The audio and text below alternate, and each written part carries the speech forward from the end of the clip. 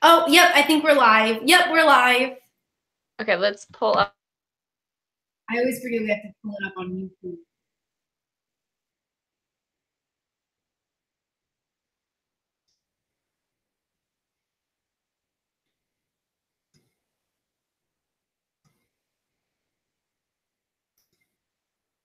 No. I'm sorry. How do you do the chats again? You have to pop up the screen. Sorry, I like closed out one too many screens and all of it went. So I was like, oh crap. Oh, no, you're fine. Okay, let's. I forget how to do the messages. Hold on, I gotta get to the screen here. Pop out chat. There we go. Awesome.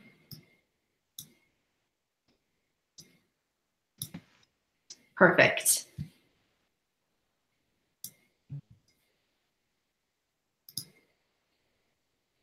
So I think we're I think we're good. here. I think, do we have people, anyone watching? It says we have, oh, yep, it says we have 5 watching.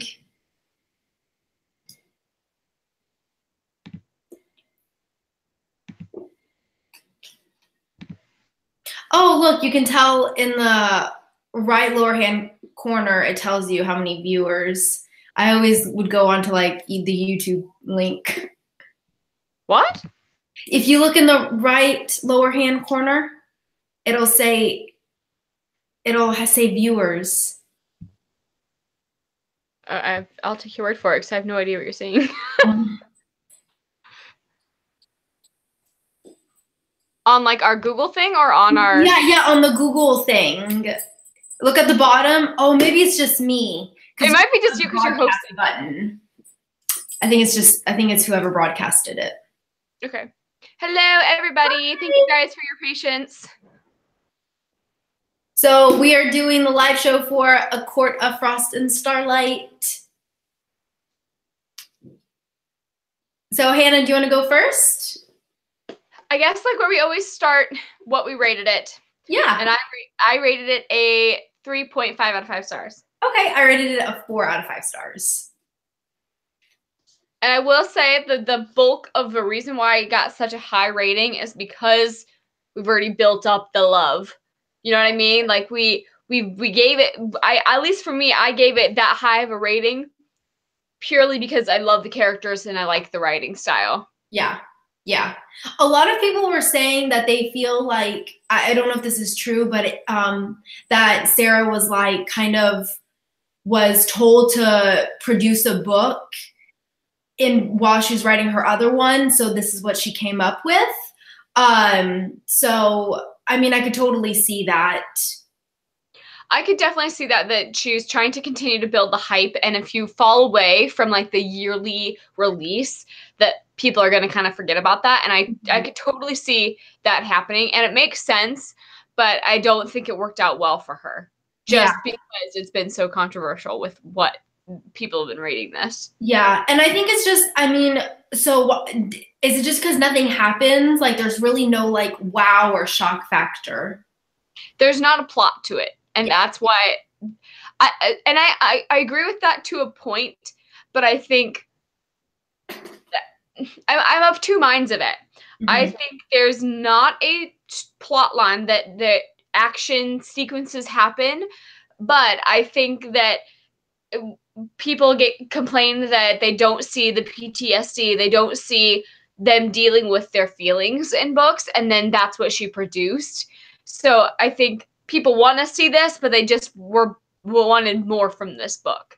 Yeah, but that's why I think it's still a worthwhile book. Yeah, but because I think people are not focusing on that they're seeing how they're dealing with that PTSD of the war. Right. And I think if she wouldn't have put any of that out into the world, people would get mad. So it's like, excuse my language, she's damned if she does, she's damned if she doesn't, you know? Yeah, absolutely. So Katie said that apparently Sarah J. Maas was having a baby, so she wanted to get something out while she was worrying.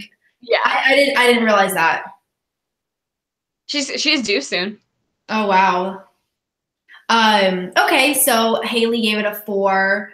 I thought it was going to be a bridge into the next book, but I didn't see it. Well, I mean, I can kind of see it. So, okay, Hannah, yours had the like sneak peek into the new Yes. series. So mine did too. I don't know if that was just a Barnes and Noble exclusive edition or if they all had that, but like the first chapter of the new series, the first, like the sneak peek, it puts them into their new house. So that, I mean, kind of ties into this novella. And then also, like, I think a lot of it, because I have a feeling, so I think the next book is going to be Nesta and Cassian. Yes. Right? So we kind of needed that because one of my biggest gripes about it was like Nesta's character. I feel like we kind of reverted back to the old Nesta. You know, like she had so much great character development in ACOWAR, and then all of a sudden she's just like such a bitch again. And it just, I don't know. So I think that was important to see it in this book so that in the next one we see her develop more. And I like that they show that progress isn't always linear. You know what I mean? So like what she's dealt with, like she dealt with a very traumatic experience. And she was like a very strong female when it first went through. And they talked about like her getting her transformation and how angry she was. And they constantly focus on her anger and how that has formed her self in this new life. And so I think this was so great because you've seen her go through the transformation in the first book, and you could easily be like, she went from 0 to fine with it in a minute, you know, like within one book. So like the fact that we got to see her kind of take a step back after the war, like we got to see her growth, but it's also like still growth even with her stepping and taking a step back because, you know, yes, kitten. I don't know if you guys could hear that. For a second, I thought that was Zara, and I was like, why are you meowing? But I love that we got to see that the struggle that she deals with, because I think that's very real. And I think that's very underrepresented in books, is to see the progress and then taking a step back and then taking more steps forward. You know, like I think that's very realistic versus just one forward moment of getting better, you know? Mm-hmm. So I really liked that we got to see her angry and resentful again, and we got to see that kind of back step and her dealing with it and how progress doesn't always look like progress on the outside. See, that's interesting. I like the way you're putting it because when I was reading it, that was like one of my biggest things that I was like, gosh, Nesta, why? Like we had this great, what is it? What is everyone, Nassian? Oh yes, I don't know how to, but we had a great like Nesta Cassian moment, and I'm like, what happened? And I really wanted to know the gift he got her, and I don't know. Nesta was like one of my biggest issues with it, I think, but I like the way you're saying it. Like you're right. I mean, now that they're no longer under, you know, pretty much they're not dying, they're not facing imminent death anymore. Mode. What? They're not in survival mode now. Exactly. So it's, you know, she's shutting down again and she's kind of having to work it back up. Haley said I liked how she ended up showing up for the party. Yeah, me too. I really wish, the only thing that I wish that they would be changed about Nesta would be that she would show more compassion for Elaine. And that's what I didn't feel was completely true to her character, because before it was like that was very ingrained in her character as a trait, was she was always very concerned about Elaine and protecting her. And now it feels like she doesn't care about Elaine. Yeah. And doesn't care about her feelings. And I didn't completely feel like that was true to her character. I think if she would have showed up to the party and Farrah was able to manipulate her on the idea that be here for Elaine, and that's why she came, I think that would have been a little more true to her character. Yeah, I mean, I guess it shows just how broken she really feels. Yeah, and that could very well be that now that they are immortal, now that they are much stronger evolved beings, that she might not need, like, feel the need to take care of her sisters as much as she was, and so she's finally able to deal with herself and be selfish. But I think, like, we should have seen a little bit more of her continued behavior of her being worried about Elaine.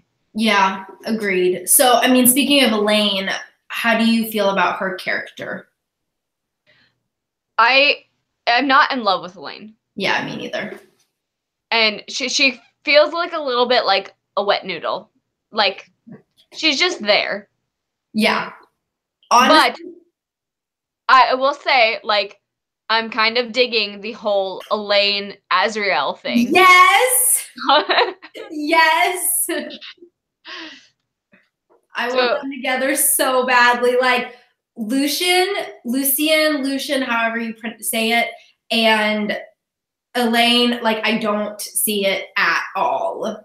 Mm-mm. Which I'm like loving that we see that disconnect, because you think mate, you all automatically love each other. Like, that's no big deal. Like, like just pairing people off, right? And I love we get to see that it doesn't always work out like that. And I like to see that we've got that struggle, and that they don't really like each other. Well, he likes her, but like he's so frustrated with her, you know what I mean? Yeah. So it's like I love that we see that. Yeah, and doesn't so by the way, obviously I'm assuming everyone's read all of ACOTAR since we're talking about Frost and Starlight, so we'll probably be going back into the other books. But doesn't Riz say at one point to Feyre, I think it's in A Court of Mist and Fury, like, just because we're mated doesn't necessarily mean that we're supposed to be together. Like, some people can be mates, but that doesn't mean that they're together. Like, they still have to accept the bond. And he says something like that, right? Yes, yeah. Because just because we're mated doesn't mean you choose me or something. Right, right. He's like waiting for Feyre to like fall in love with him. And he was like, just because we're mated, I didn't feel like that was my position to like force you. Like, I wanted you to want this on your own. Yeah. So Katie says, I do like that too, but about the mating, but also why do we have to couple everybody off? So I think this is where she definitely was doing the coupling of everybody off, but I think she's taking steps to not mate people off. Because it would have just been easier to be like, everybody's going to mate up and these people are going to be with these people, and I'm like playing Sims and I'm going to couple everybody up. But she's not doing that now, because she's showing the discourse between Elaine and Lucian.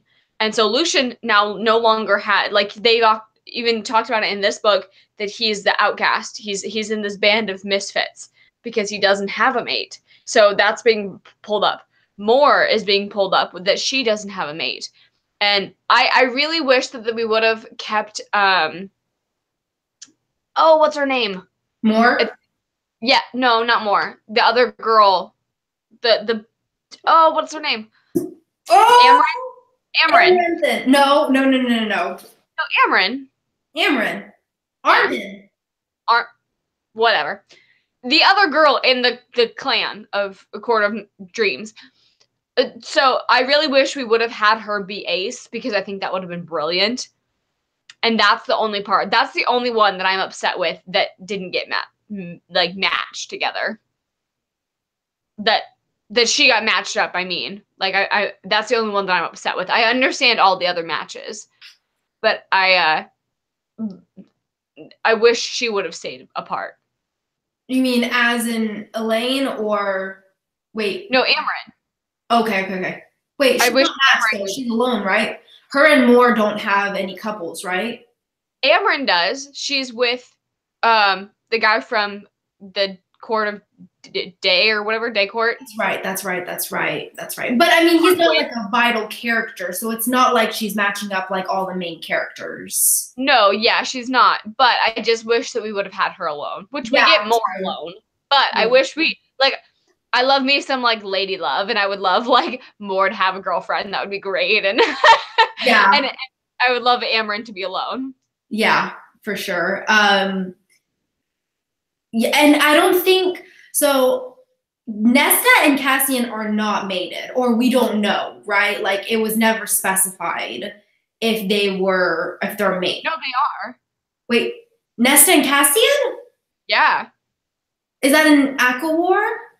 Yeah, because he's getting his wings clipped and he sees her coming out of the tub and they like make that instant connection as soon as she's changed. I thought that was Elaine and Lucian. I don't think so.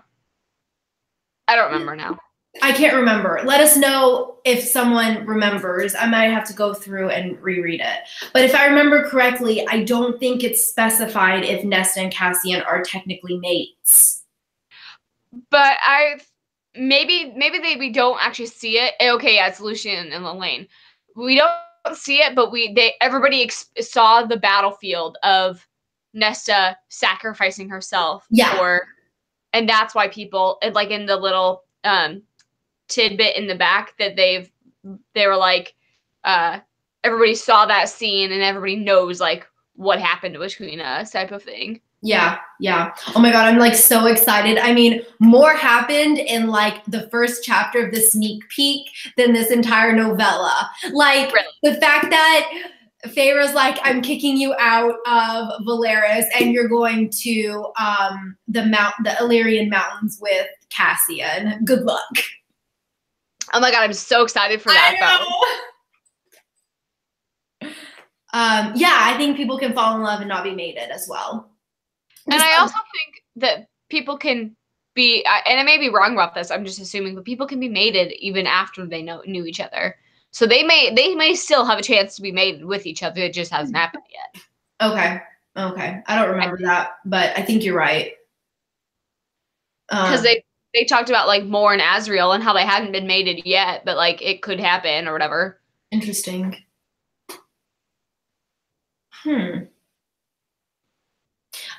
What did you love the most? Ooh, so much. Just because I got to look at, I really liked I love Nesta as a character.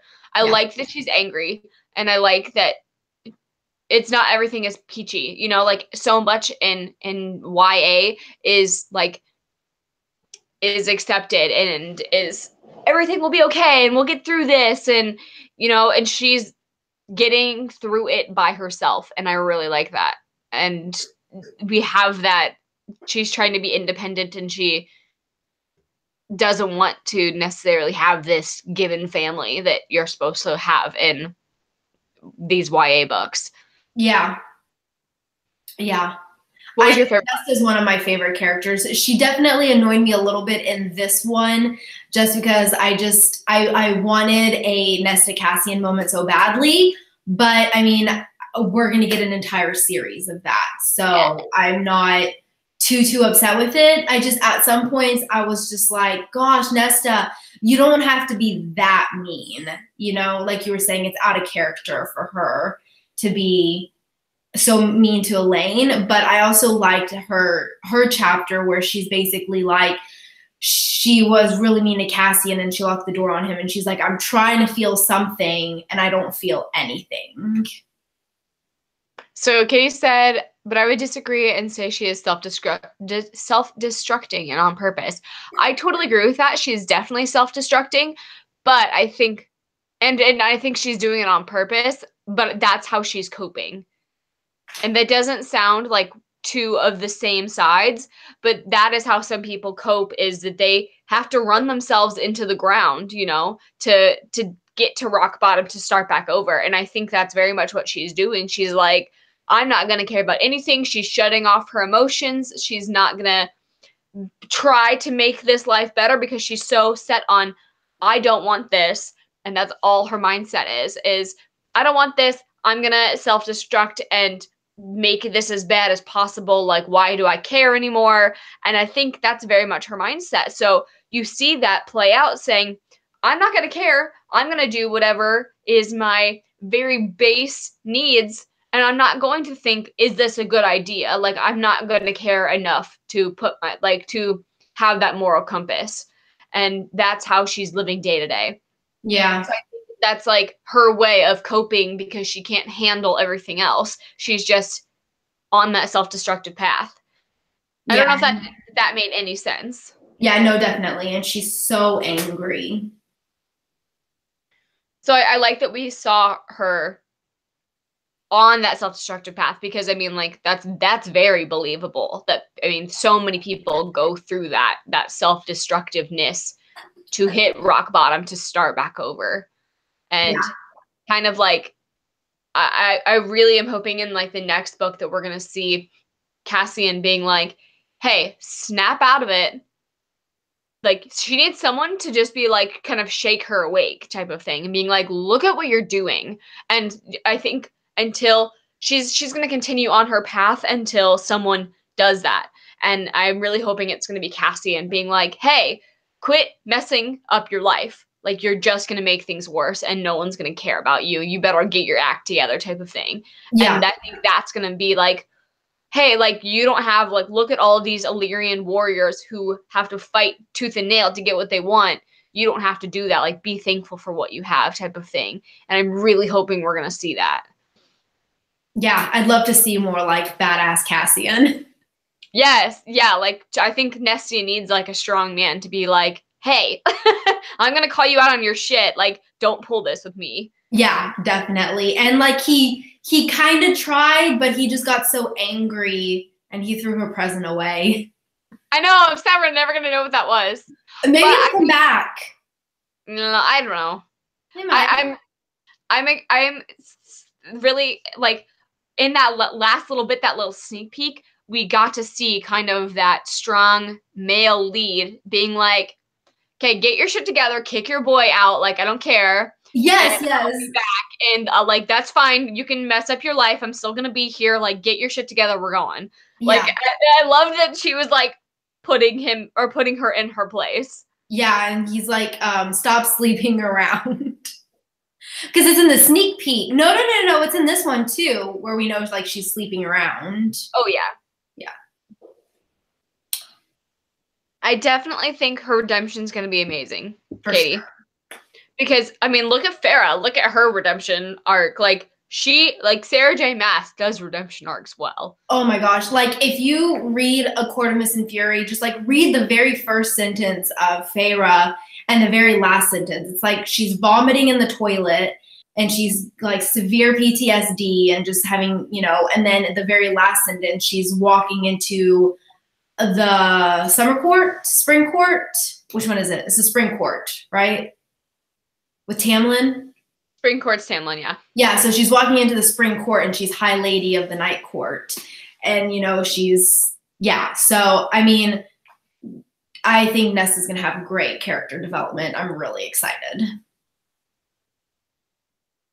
So what was your least favorite part of this book? I think, I mean, I don't know. It was really hard. Okay. The most frustrating was Nesta, but that wasn't my least favorite part. It was just frustrating because I just wanted to slap her. As far as, like, my least favorite, I think it's, like, all the gift buying. I was just kind of like, I don't really care. Like, following everybody, buying gifts. I was like, meh. I can totally see that. It was, like, stressing me out because it made me think back to, like, Christmas when you're, like, shopping for everyone and you're like, you don't know what to get people. So it was, like, stressing me out. Katie says that's not really redemption. That's just her growth. She didn't come back from being a shitty person. Right, but I think the way that Nesta is going is she's very plainly being laid out to be this terrible, selfish person right now. And I'm hoping that she will have that character growth, that she will realize how much her power and her status as just Farrah's sister can really do with that. And I think we see that with Farrah's character right now too, is what she came from. She came from the human world and not being able to deal with her her PTSD from that whole situation, and then her dealing with her art. And that really has come full circle with her redemption of giving back out to the community with the artist quarter and setting up this and teaching children how to deal with their emotions and their PTSD with the drawing classes and the painting classes and stuff that they're doing. Yeah, I agree. What was your least favorite part? I think I'm with you with the buying gifts thing. That really wasn't like a necessary thing that we had in there, that we just saw the materialistic part of it. I wish we would have gotten more Azrael. I really think that he was like underutilized in this, and he's one of my favorite characters, and I'm like, I feel like we barely got to see him. Yeah, I agree. We didn't really, yeah, I would have loved to see more of him for sure. I feel like he is definite. So I don't know. Hopefully we'll see a lot more of him in the next series for sure. I'm excited for that. I also really didn't care for the whole Tamlin part either. See, I kind of liked it. I liked seeing how like awful his life is. But I just like, I kind of agree with Lucian in this part that why kick a down dog type of thing. And I very much felt like you saw Rye's meaner side, because he kept going back. Whatever his motivations were, he was still inserting himself in Tamlin's life when Tamlin didn't want him there, you know? Yeah, it was hard. It was really hard to feel bad for him. Sorry, no. Like, it's hard not to feel bad for him in some of those scenes. But I liked seeing Tamlin. I like seeing where he is right now at that point. So who knows? I'm sure he'll come back in the next books, and we'll see where he goes from there. Do you think that Tamlin is going to go back to the dark side? I don't know. I want to say I hope so, because I think he's just such a great villain. Like, he's awful. So it's nice. I don't know. It'd be nice to get some character redemption from Tamlin. But I hope it doesn't twist into something creepy like Tamlin and Elaine, or Tamlin and Nesta, or something like that. Or, you know, like, he needs to stay away. Like, I would be okay if he has redemption. I don't want him in a couple. Yeah, no, I wouldn't want him to be coupled off. I don't think he would. I don't know how I feel if I want him to really play a big part in it. I think Tamlin's kind of played out for me, and I'm like, just leave him alone. Like, yeah, like, he's just go send him off onto an island to deal with his shit. Like, just, that's not, go make Elaine like the High Lady of the Spring Court and send Tamlin away. So Katie said a lot of people didn't like the dirty stuff. I thought it was newlyweds finally feeling safe and comfortable enough to be that gross, lovey couple.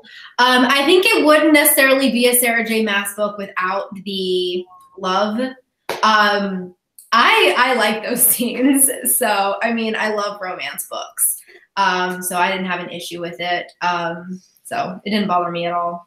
I really like the connection that we see from Farrah and Reese, and it's not, at least for me, what I really appreciate about this romance aspect of it is we don't see it just being like a physical aspect. We literally get to see them touching each other's minds, and I think that's so unique because we don't get that in any other romance book, because they have that special connection. They can physically, you see them, well, you know, in your head, see them let down their guards, and that's, I think, is such a very prominent thing that, like, we as humans obviously can't do. We can't let down a physical guard to let someone into our brain, but that's such like an ideal thing that we could do, and I really like seeing that play out, because we can't do that, but that's like an ideal, is like to literally bare your brain and have someone connect to you on that intellectual level. I really liked that aspect of it.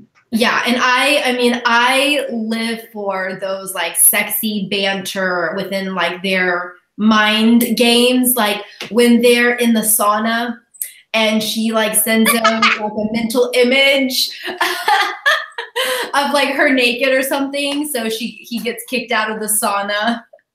Like she kicks him out. I like the banter more than the sex scenes. Oh yeah, and for the sex sure. scenes don't bother me, No. or they don't like.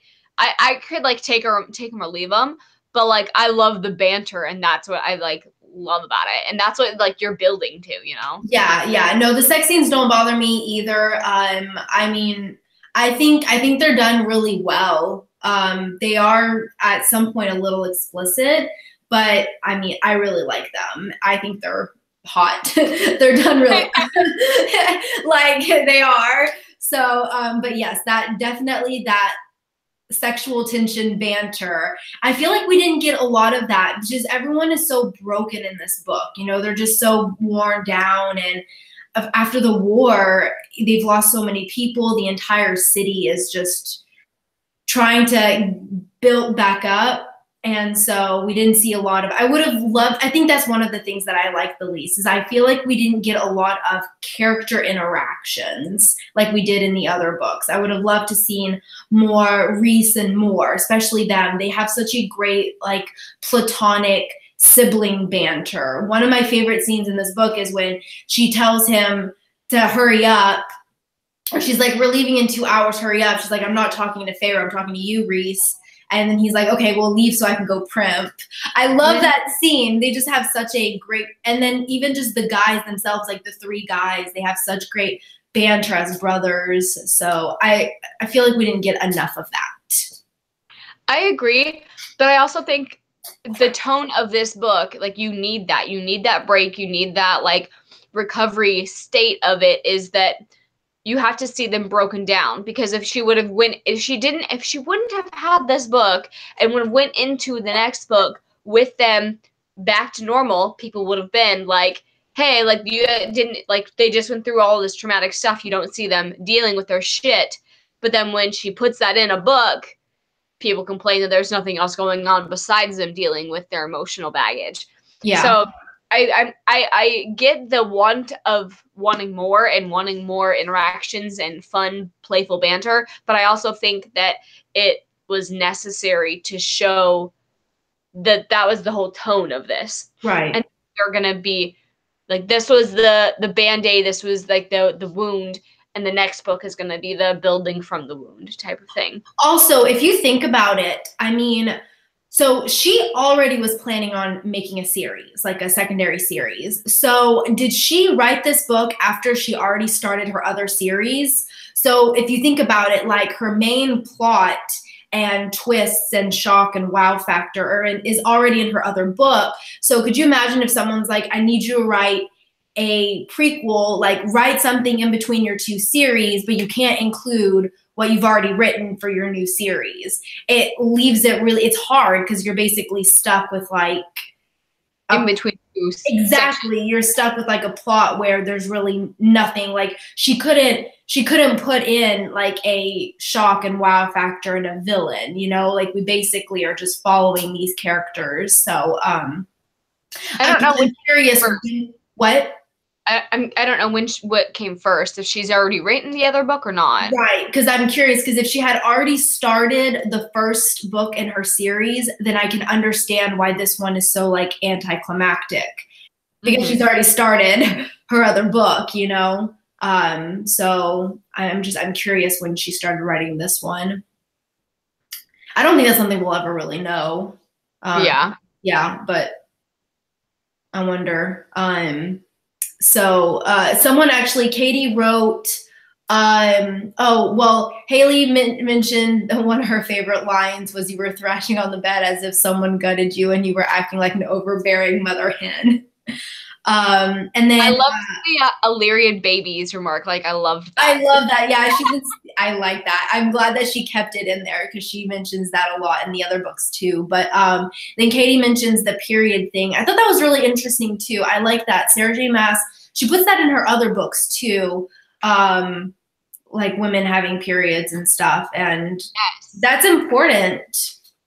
Because you don't see that, especially for teens who are mainly reading YA, is like that's very much a part of their life. That's very much the transition that they're going through. Like they need to see that. It's not just magically gone away. Yeah, absolutely.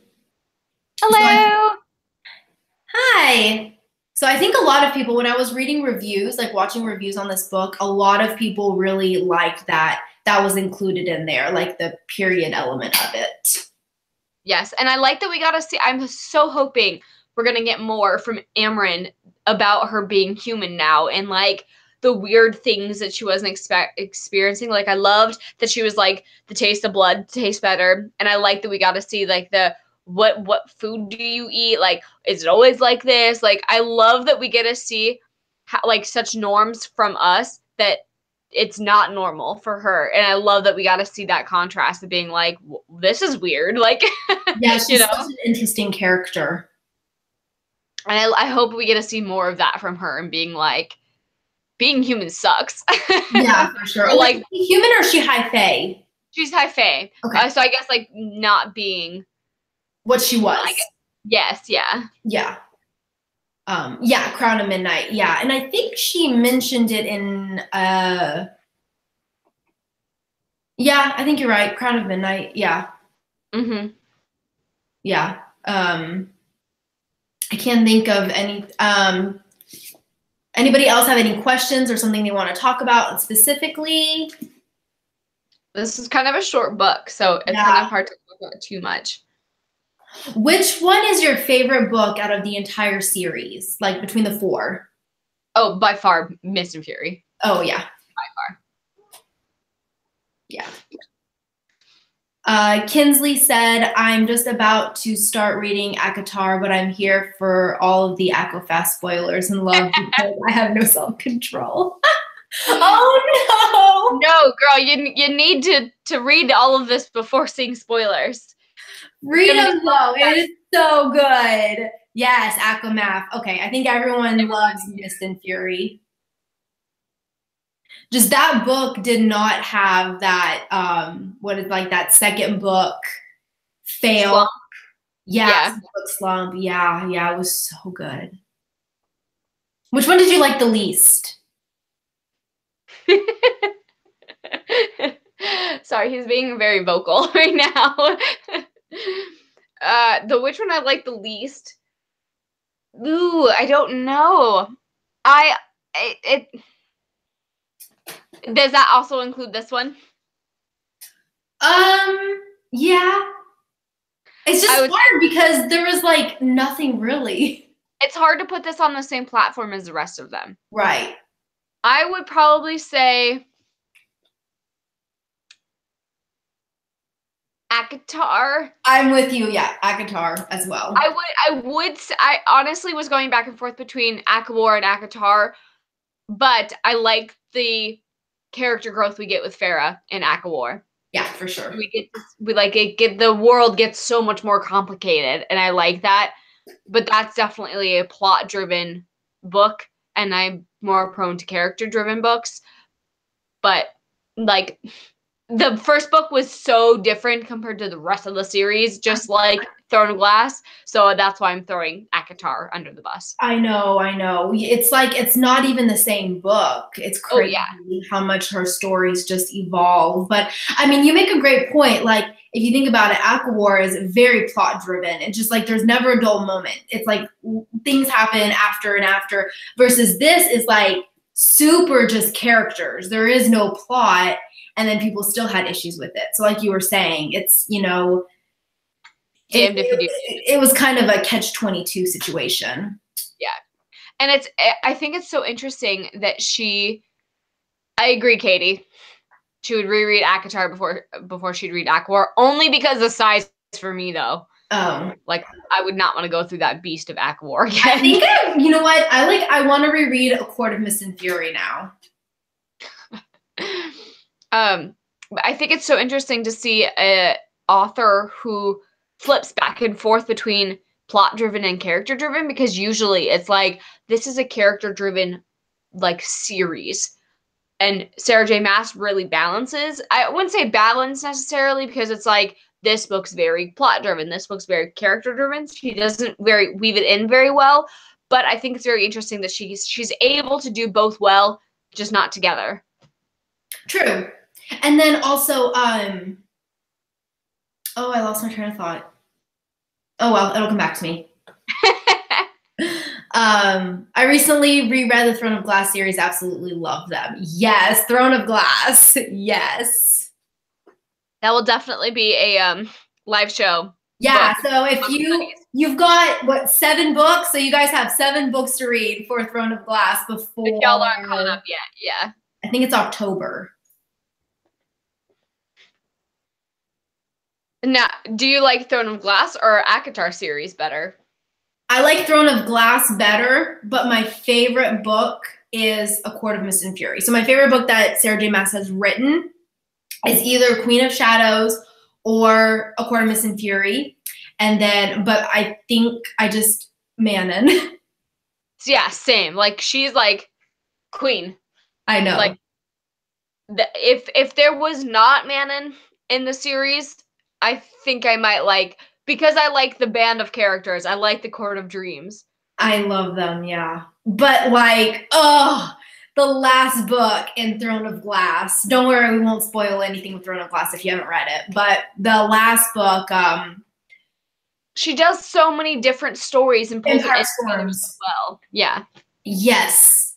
I just her characters just in Throne of Glass. I love them.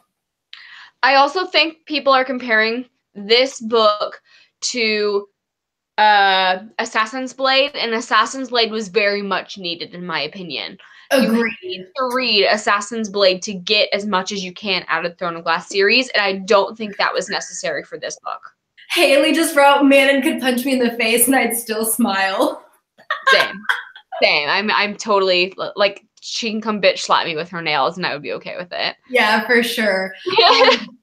No, I agree. I think this book is so short that I would recommend everyone read it. Like, if you really, really don't want to read it, I feel like you could probably get by just going into the next series. But I would recommend it. It's not, like, awful. I still really, if you love the series and you love the characters, I would definitely recommend it, because you do get to see some of those, like, we're back in this world with our favorite characters that we love. But with the Assassin's Blade, I completely agree. That book, you have to read it. Yes. Otherwise, you'll be so confused.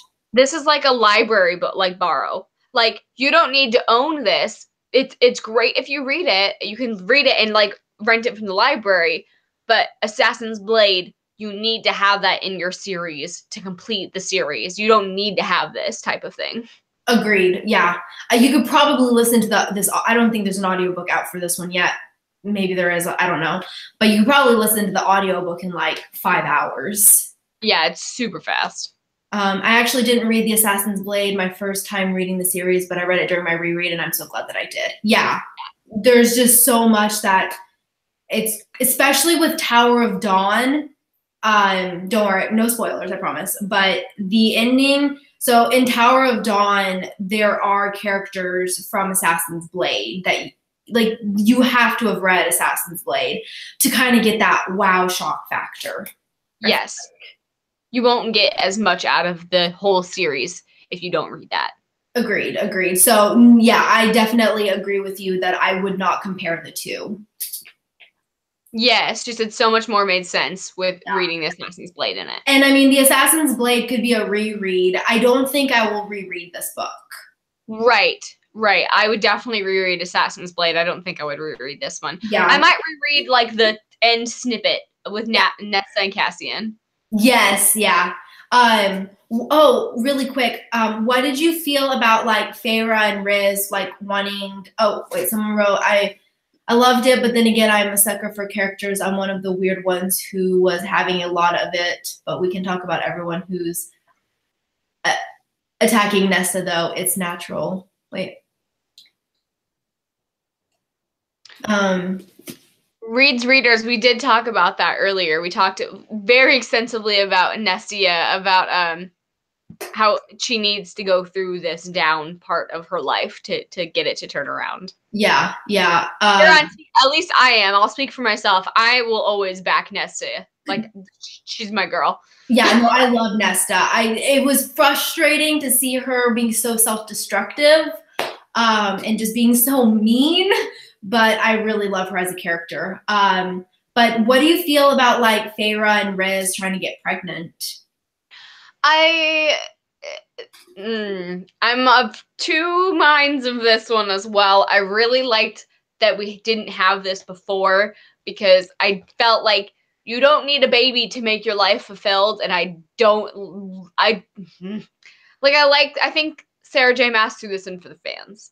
I really do. I think this is a natural thing that would make people go crazy because they have such a good sex life, because people like love the sex scenes. They're like, well, of course, baby, like that's natural. They want us to have like a perfect little family. But I almost wish this wouldn't have been come about. I think you can have a happy family and happy marriage without kids. And I wish we would have seen that a little bit. Yeah, agreed. I'm kind of like, oh, by the way, Reed's Reader, yeah, we're glad you can join us for a little bit, but yes. I'm still kind of, yeah, I agree. I feel like, has everyone read Twilight? Yes. I feel like it's I don't know, like Breaking Dawn. I just don't want to see that happen with this series. Even though I love Breaking Dawn, it's just like, why? It's like, I think authors think this is a natural progression to have a kid, and that's what's good. Like, that's, marriage and now baby, like that's natural progression. And it's like, that's so like 90s thinking, even earlier than that, And it's like, we're in 2018. Like, not everybody needs babies. Not everybody like needs to do all of that. Like, you're running an entire country and trying to repair the world. Like, why are you trying to bring a baby into this world?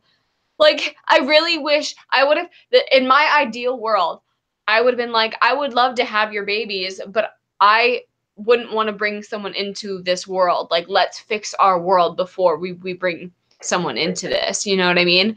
And I know that's a little bit unrealistic, because it's not like they can fix the world, but I think they have so much on their plate, it's not natural necessarily to want to bring a baby in. However, going through the traumatic events of a war, I can also see the argument of people being like, we came out with our lives, we want to cherish them, like, let's make a baby, like, why are we waiting, type of thing too. So I can see it of the two minds. So many people have done the baby thing, and I just wish we would get a little more representation of not everybody needs to have a baby to be fulfilled.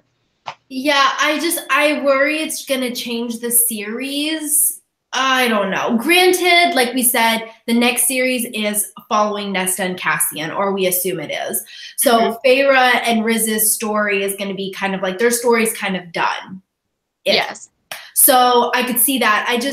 I feel like it's going to change maybe a lot of the dynamics of the Court of Dreams and like all of them and their friendships, and, because kids change everything. So I'm just worried it's just going to change the dynamic of the story. I don't know. Does that make sense? Yes. And I think I'm really hoping that we are switching to Nesta and Cassian's point of view, and I'm really hoping that we're going to see Nesta being like, boy, kids are not for me, because I could definitely see that as her personality being like, whoop, there goes my book. I'm sorry. I could definitely see her being like, kids are not for me. Like, I can't deal. Like, I love my niece and nephew or whatever it's going to be, but that's not for me, and that's not my life. And I really hope that we get to see her kind of being like the cool aunt, yet the detached aunt type of thing, and that's all she's ever going to be. And she's like, I really hope that she plays that card, and we're going to see that I don't need kids to be fulfilled. So I'm still holding out hope that we're going to get that somewhere in this series. So Kinsley said the main thing about bringing children into stories, they weren't already there before, is it complicates things, and by needing to incorporate that into the story can hurt more than anything. Yeah, I agree. I think that's could be something that could complicate the story. But if it's, if we are just following Cassian and Nesta, and Feyre and Riz have kids like on the side and it's not really their story anymore, I could definitely get behind that. Like you said, she can be the aunt who spoils them but also is detached, and exactly what you said, Hannah. I'm really hoping that we get that a little bit at least. Oh no. Okay, so I know. It's all right. Y'all can be in the water because I'm gonna be on the ship, and I'm forever gonna be on their ship. Yeah, me too. I ship Nesta and Cassian way more than I ship Elaine and Lucien. Oh gosh, no. Elaine and Azriel. I think they're gonna be sweet, but maybe we're like brother sister. I don't know. I think that there's something too tender there to be brother sister. But I think I don't know. I don't know what I want from them. I just know that I don't want Elaine and Lucien. Yeah, for sure. I wish that we would have maybe seen Azriel being like a big brother to Elaine and being like not like sweet to Elaine, but just being like, hey, stay away from her. Like, she doesn't want you here. Like, back off type of thing. Like, I wish we would have seen Azriel been, like, kind of puffed up to, like, protect Elaine, but not necessarily, like, in a protection. Like, I would rather them be, like, a protection thing than be, like, a tender, sweet moment type of thing. Yeah, agreed. I feel like we haven't seen enough of either one to really have I feel like I want to see more of their interactions before I make like a decision on my ships. But yeah, someone says, also reads reader, I would rather have a brother-sister relationship with Az and Elaine. And then Katie says, I ship Az and me. Girl, same. What I really love is that we get to see Amren and Nesta have that connection. And I love that. Yeah. I love that we get to see kind of like these strong, hard characters pair off together and being like, no, I get her. Like, not everybody is going to be open and honest and be emotional and shit. Like, people sometimes close off and shut off their emotions to deal with shit. And I like that we get to see that camaraderie and her being like, I don't care if you're my high lady. I don't care if you're who you are. I'm going to back her type of thing. Yeah. And I like that. I love that scene where she basically told Feyre to back off. Yes. I love that. Do we want to talk about more a little bit? I feel like we don't get to fully see her too much. We did get to see her past trauma, though, and I like that was represented. Yeah, for sure. That like scene just kind of like, I know. I can't imagine us diving more into it, though. Yeah. Yeah. I agree. So Reed's reader says that I want more Amren and Nesta friendship in the next series, and I want more opening up as well. Katie says, never mind, I ship more in me.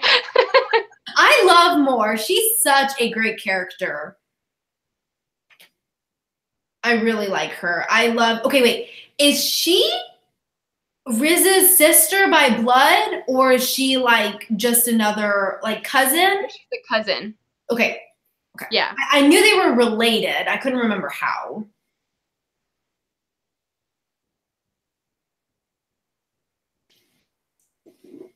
Does anybody have any like last minute questions before we close off of ACOFAST and go into Vampire Academy? Yeah,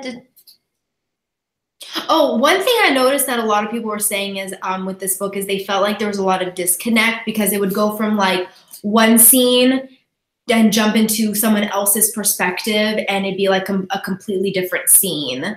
Like it would go from Feyre shopping for a Christmas present or like, winter solstice to Moore's like graphic scene of what happened to her. And there was a lot of jumping around, but that's what happens when you have multiple point of views. I think that was okay because we got the headers that say who was talking. It wasn't just like them, Right. Yeah, that didn't bother me at all. I didn't even notice that. Like, actually, I was glad for some intrigue and some You more know? moves it along, moves the story Yeah, along. exactly. Versus just like the Christmas shopping. Yeah. But I did think it was interesting how she kept Riz and Feyre's first person, and then Nesta and Cassian and Moore were third person. And I think that has to do with like who the main characters, like that was her way of separating who the main characters were. Yeah, agreed. I know I would love a story just on Moore. Like her on her battlefield, like yes, please. Yeah. I want to hear like past like Moore kicking ass on a battlefield. Like I would love that. I mean, we're probably going to see a lot more of her. I'd love to see like more Amren and Nesta, like trying to train Nesta to fight. I think them three together would be so good, wouldn't it? I'm a little like give or take with Elaine. Like I could care less if she didn't show up that much. Yeah, me too. I'm a little on her. She just, like you said, she's just kind of there. Mm-hmm. I kind of want to just like, everyone's just like walking on eggshells around her. And I think, what is she, like 22? Yeah.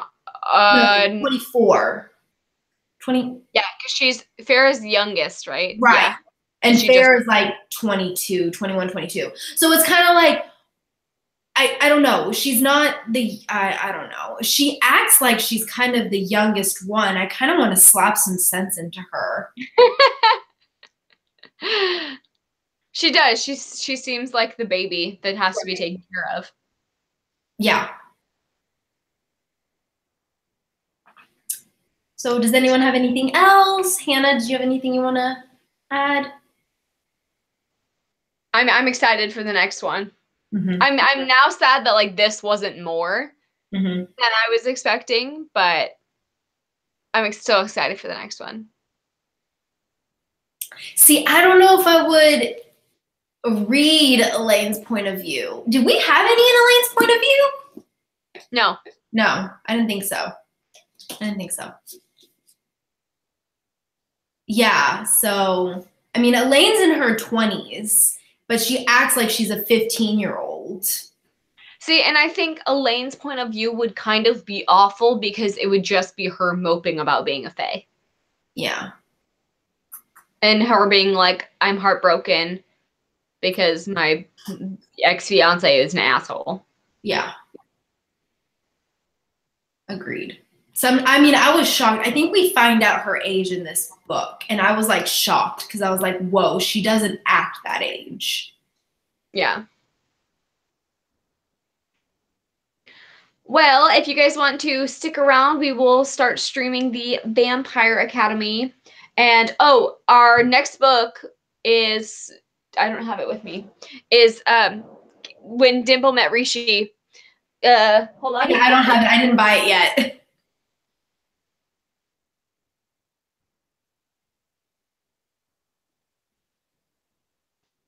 Here's our next book. So we hear a lot of great things about this book. Yes, this is our next book for next month. Stick around on Goodreads for when we're going to have our live show. Thank you all for being patient with me. We have like literally half of my management staff at work is gone. So we are slowly building people and hiring people back. But it's been like touch and go of when we've been saying, like knowing when my days off are going to be. So like I have my schedule, but they're like, don't get attached to the schedule. So it's been a little hard to lay down some live show dates. So thank you guys for being patient. Yes, thank you. And thank you so much for coming. We love that you were able to stop by while you were at work.